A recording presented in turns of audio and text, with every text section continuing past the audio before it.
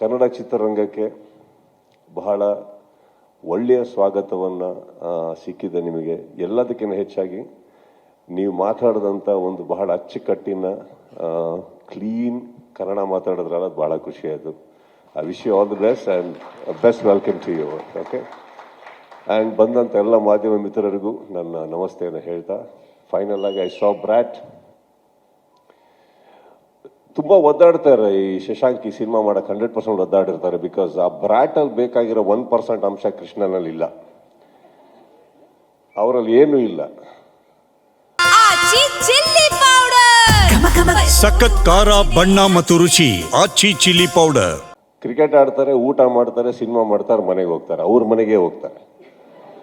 So ಏನು ಇಲ್ದಿರೋ ವ್ಯಕ್ತಿನ ಕರ್ಕೊಂಡ್ಬಂದ್ರೆ ಭಾಳ, ನಾವೆಲ್ಲ ಅವನ್ನ ಕರೆಯೋದೇ ಕ್ಲೀನ್ ಕೃಷ್ಣಪ್ಪ ಅಂತ ಕರಿತಾ ಇರ್ತೀವಿ.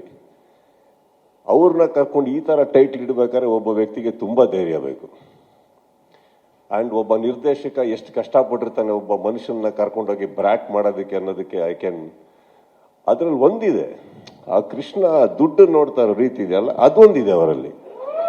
ಅದೊಂದು ಬಿಟ್ರೆ ಬೇರೆ ಆ ಸಿಗರೇಟು ಅದು ಯಾವುದು ಸೂಟ್ ಆಗಲ್ಲ ಅವ್ರಿಗೆ. So I wish him also all the very best. Is a wonderful wonderful boy and very hard working on and off ground. and ನನಗೆ ಬಹಳ ಬಹಳ ಫೇವ್ರೆಟ್ ವ್ಯಕ್ತಿ, ಯಾಕಂದರೆ is a very pure man from heart. So I wish you Krishna all the very best and the entire team. Thanks for having me here. And Shashank, ನಿಮ್ಮ ಒಳ್ಳೆತನಕ್ಕೆ ನಾವು ಪದೇ ಪದೇ ತಲೆ ಬಾಗಕ್ಕಾಗಲ್ಲ. ನೆಕ್ಸ್ಟ್ ಟೈಮ್ ಹತ್ರದಲ್ಲಿ ಹಾಕ್ಕೊಳ್ಳಿ, ಇಷ್ಟು ದೂರ ಓಡಾಡ್ತಾರಕ್ಕಾಗಲ್ಲ.